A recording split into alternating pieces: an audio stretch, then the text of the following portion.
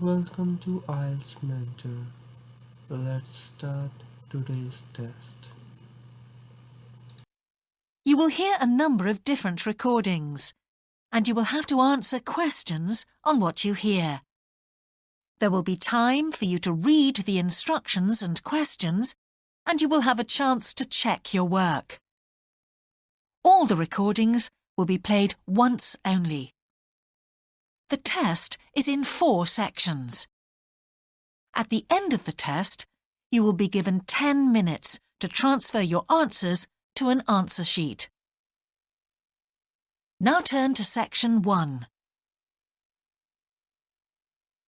Section 1. You will hear a telephone conversation between a travel company employee and a customer.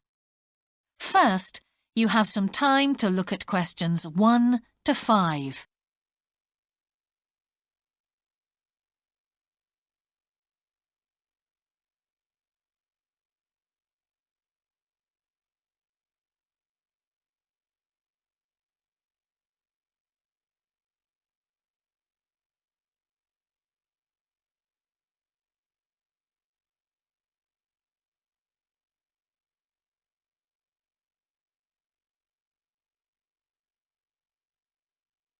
You will see that there is an example that has been done for you.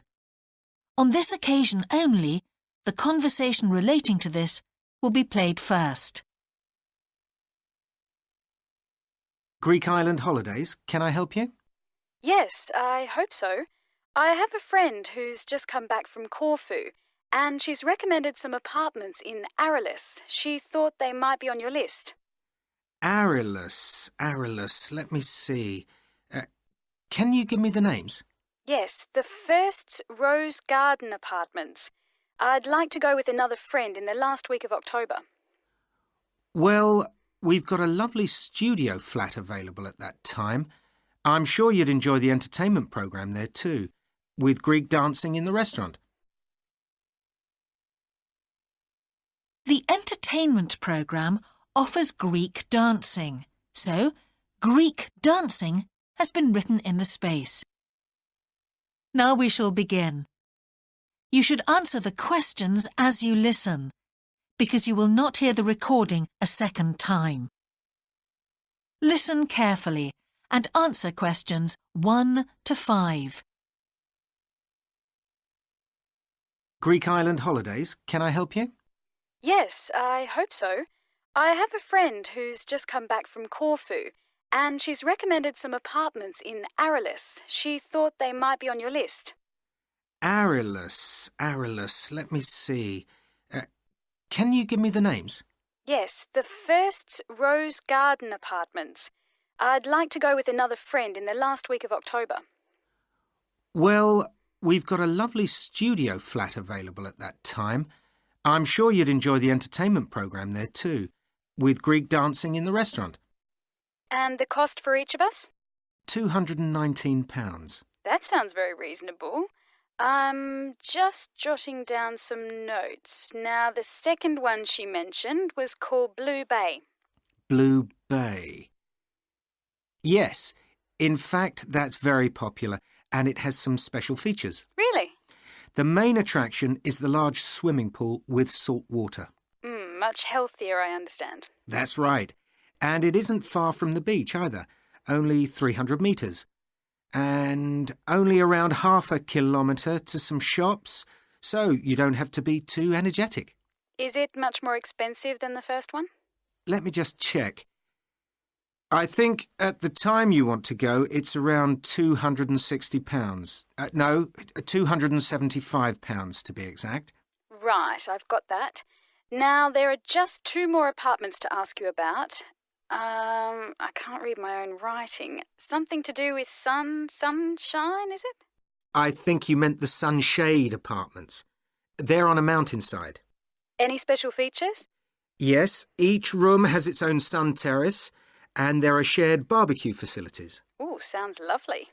Yes, it is rather well equipped.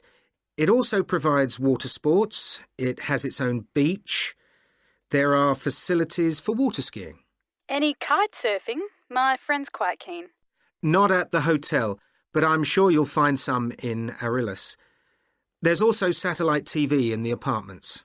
And how much is that one? £490 with 2 sharing. You mean £245 each?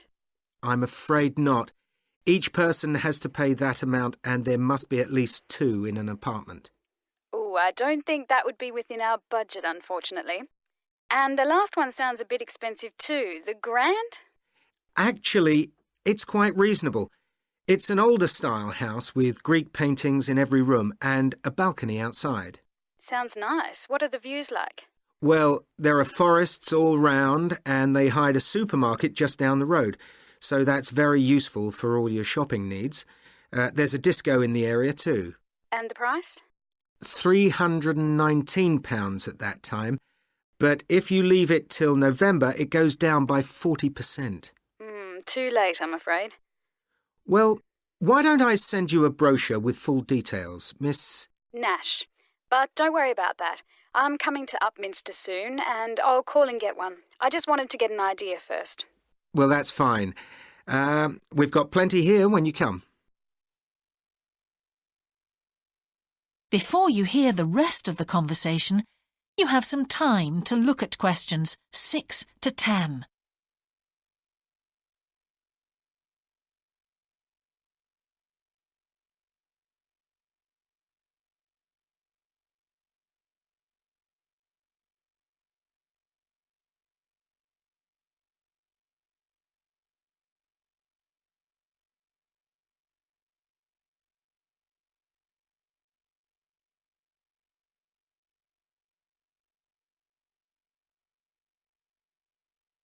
Now listen and answer questions 6 to 10.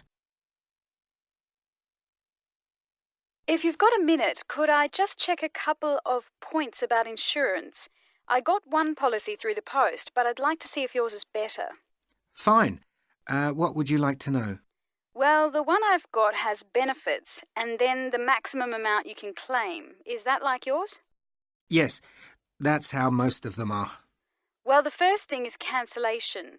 If the holiday's cancelled on the policy I've got, you can claim £8,000. We can improve on that, Miss Nash. For Greek island holidays, our maximum is £10,000. That's good. Of course, our holiday won't even cost £1,000 together. It's still sensible to have good cover. Now, if you go to hospital, we allow £600. Yes, mine's similar. And we also allow a relative to travel to your holiday resort. My policy just says their representative will help you. You can see there's another difference there. And what happens if you don't get on the plane? Nothing, as far as I can see on this form. Don't you have missed departure? No, I'll just jot that down. We pay up to £1,000 for that, depending on the reason. And we're particularly generous about loss of personal belongings, up to £3,000, but not more than £500 for a single item.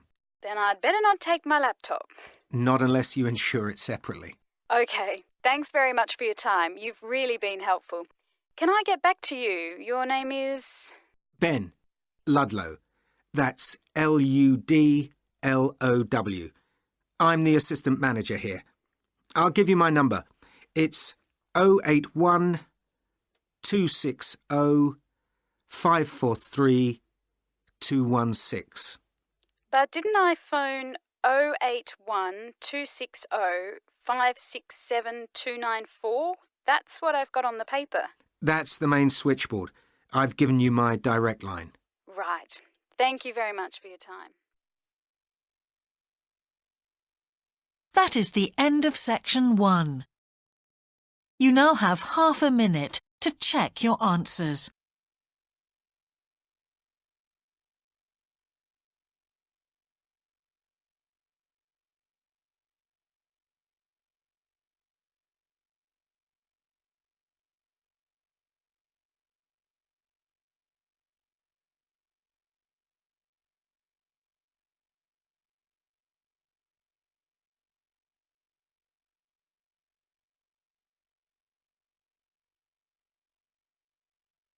Now turn to section 2.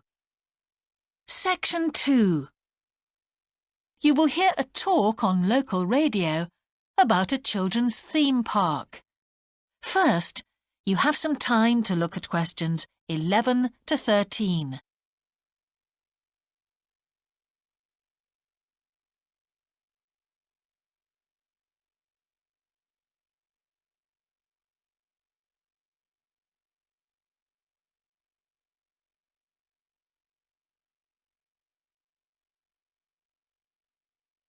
Now listen carefully and answer questions 11 to 13.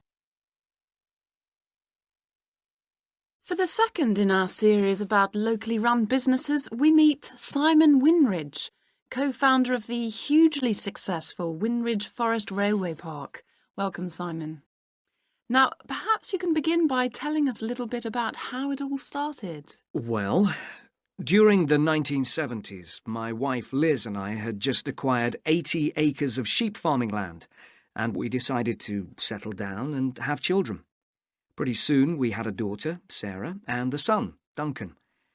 The place was wonderful for the kids. They particularly loved trains and gradually built up an enormous network of miniature railway track. I began to develop larger-scale models of locomotives, but we didn't think anything more of it until I went on a trip to a theme park near Birmingham and decided we could do a much better job. So we set up a small one ourselves, based on the miniature railway, and we opened to the public for just a month that year, 1984, in July, our driest month, because our children said they didn't want our guests to have a miserable wet visit. I dealt with park business and Liz carried on with the farm work. It soon became clear that we were onto a winner. We began to extend the railway track and lay it among more interesting landscape by planting trees, which in turn attracted more wildlife, and by making cuttings through the rock. Nowadays, we're open all year round, and we're pleased to say that Winridge is one of the most popular visitor attractions in the area, with 50,000 visitors a year. 1.5 million people have been through our doors since we opened. Before you hear the rest of the talk, you have some time to look at questions 14 to 20.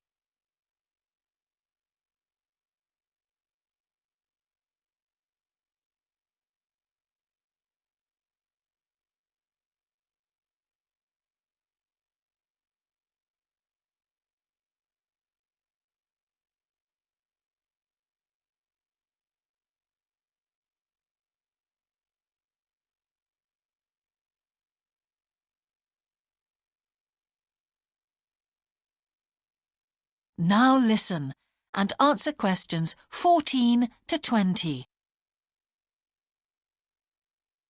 All these visitors mean we have had to expand our operation, and it's now a truly family concern.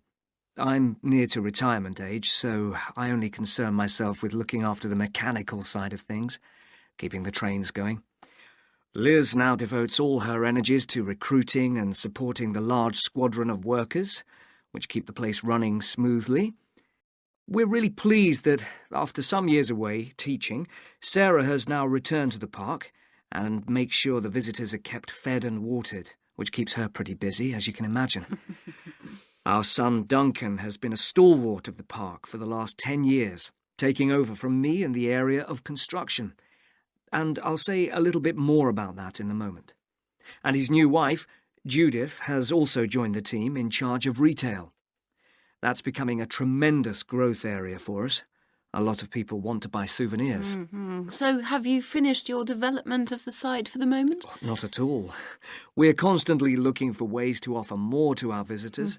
The railway remains the central feature, and there's now 1.2 kilometres of the line laid, but we'd like to lay more. Because of the geology of the area, our greatest problem is digging tunnels, but we're gradually overcoming that. We're also very pleased with a new installation of the go-kart arena, which is 120 square metres in area. Again, the problem is the geology. We had to level the mounds on the track for safety reasons. We wanted to enable 5 to 12-year-olds to use the go-karts. And the main attraction here is the Formula One card. We've known fights to break out over who gets it. And then, finally, to our most recent development, which is the landscape swimming pool. That is the end of section 2. You now have half a minute to check your answers.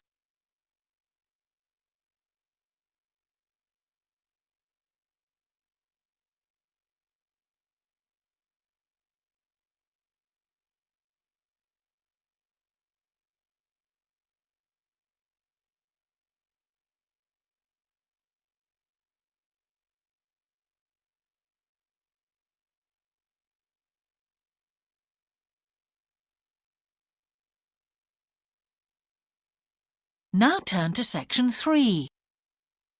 Section 3. You will hear a geography student called Caroline discussing her dissertation with her tutor.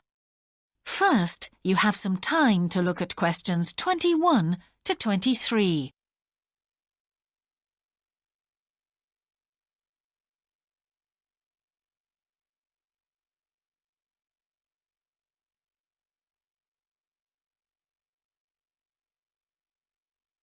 Now listen carefully and answer questions 21 to 23.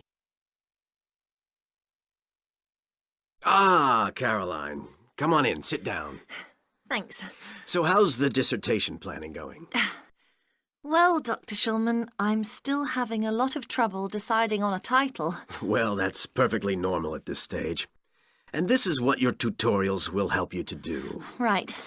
What we'll do is jot down some points that might help you in your decision.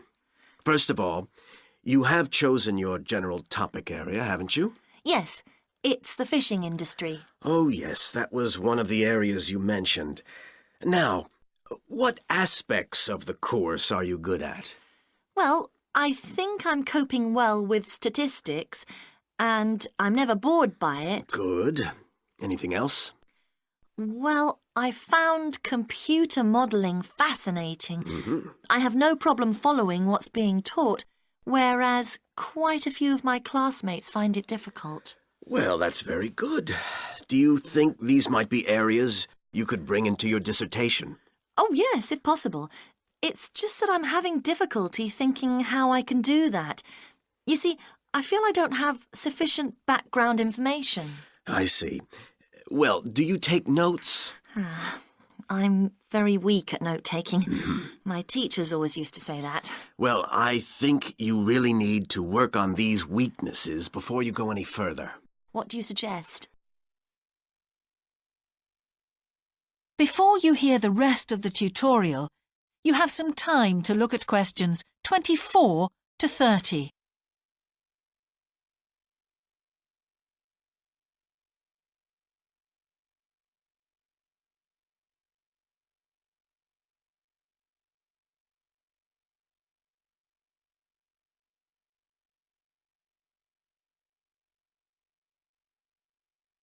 Now listen and answer questions 24 to 30. Well, I can go through the possible strategies with you and let you decide where to go from there. OK, thanks. Well, some people find it helpful to organize peer group discussions. You know, each week a different person studies a different topic and shares it with the group. Oh, right. It really helps build confidence. Yeah. You know, having to present something to others. I can see that. The drawback is that everyone in the group seems to share the same ideas. They keep being repeated in all the dissertations. OK. You could also try a service called Student Support. It's designed to give you a structured program over a number of weeks to develop your skills. Sounds good. Yes. Unfortunately, there are only a few places. Ah. But it's worth looking into. Yes, of course. I know I've got to work on my study skills. And then there are several study skills books you can consult. Right. They'll be a good source of reference. But the problem is, they are sometimes too general. Yes, that's what I've found. Other than that, I would strongly advise quite simple ideas like using a card index. Well, yes, I've never done that before. It's simple, but it really works because you have to get points down in a small space. Another thing I always advise is don't just take your notes and forget about them. Read everything 3 times. That'll really fix them in your mind. Yes. I can see it'd take discipline, but... Well, if you establish good study skills at this stage, they'll be with you all your life. Oh, yes, I completely agree. It's just that I don't seem to be able to discipline myself. I need to talk things over. We'll be continuing these tutorials, of course. Let's arrange next month's now. Let's see. I can see you virtually any time during the week starting the 22nd of January. What about the 24th? I'm free in the afternoon. Sorry, I'm booked then. What about the following day? The Thursday? Yeah? I can make the morning. Fine. We'll go for the 25th then. That's great. Thanks. That is the end of section 3. You now have half a minute to check your answers.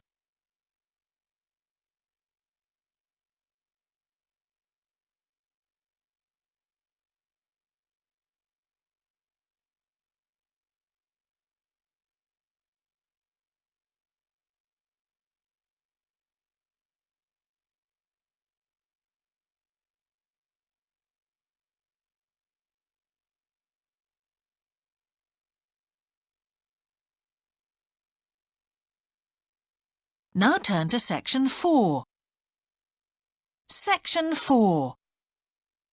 You will hear part of a lecture about an experimental design for a house. First, you have some time to look at questions 31 to 40.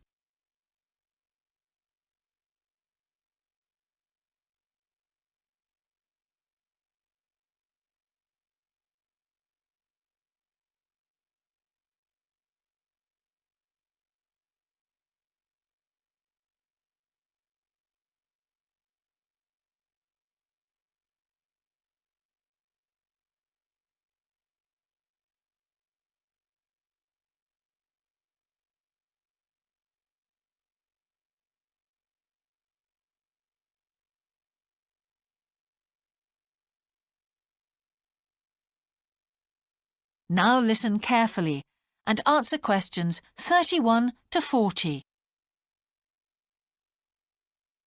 Good morning.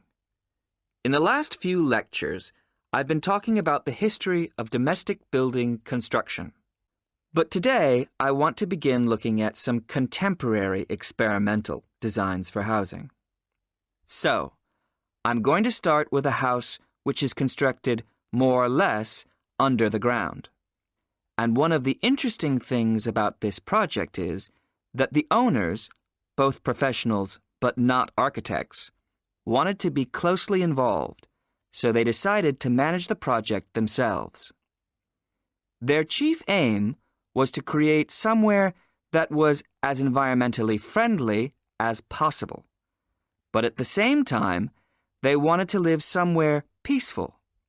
They'd both grown up in a rural area and disliked urban life. So the first thing they did was to look for a site, and they found a disused stone quarry in a beautiful area. The price was relatively low, and they liked the idea of recycling the land, as it were. As it was, the quarry was an ugly blot on the landscape, and it wasn't productive any longer either. They consulted various architects and looked at a number of designs before finally deciding on one. As I've said, it was a design for a sort of underground house, and it was built into the earth itself, with 2 stories. The north, east, and west sides were set in the earth, and only the sloping south-facing side was exposed to the light. That was made of a double layer of very strong glass. There were also photovoltaic tiles fixed to the top and bottom of this sloping wall. These are tiles that are designed to store energy from the sun. And the walls had a layer of foam around them too to increase the insulation.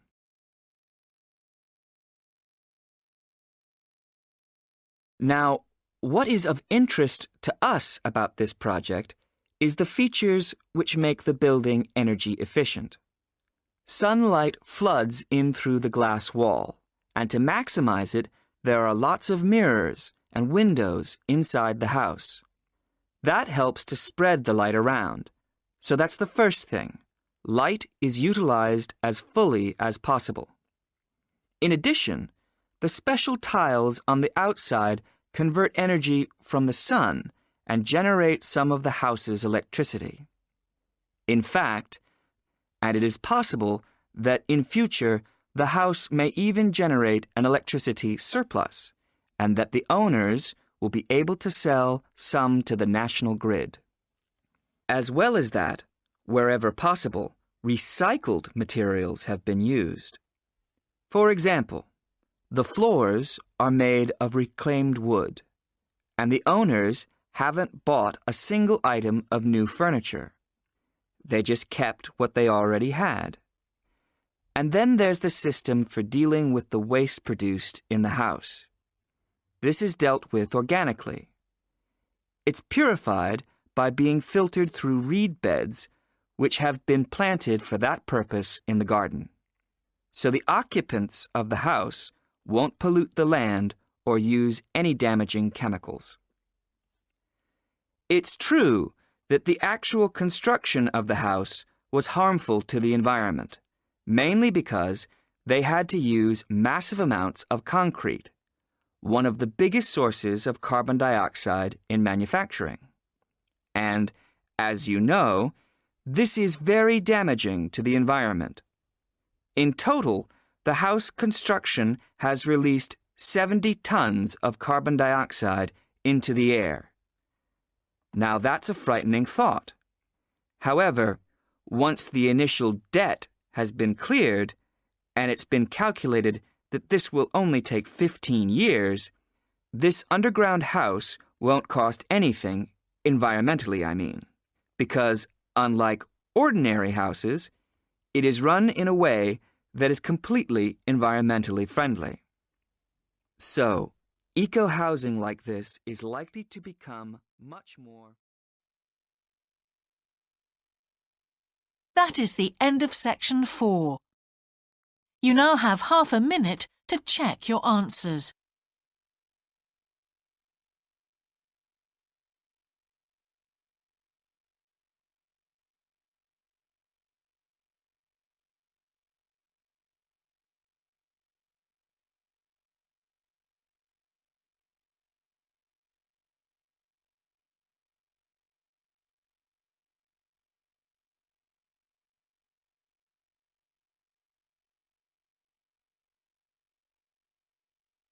That is the end of the listening test.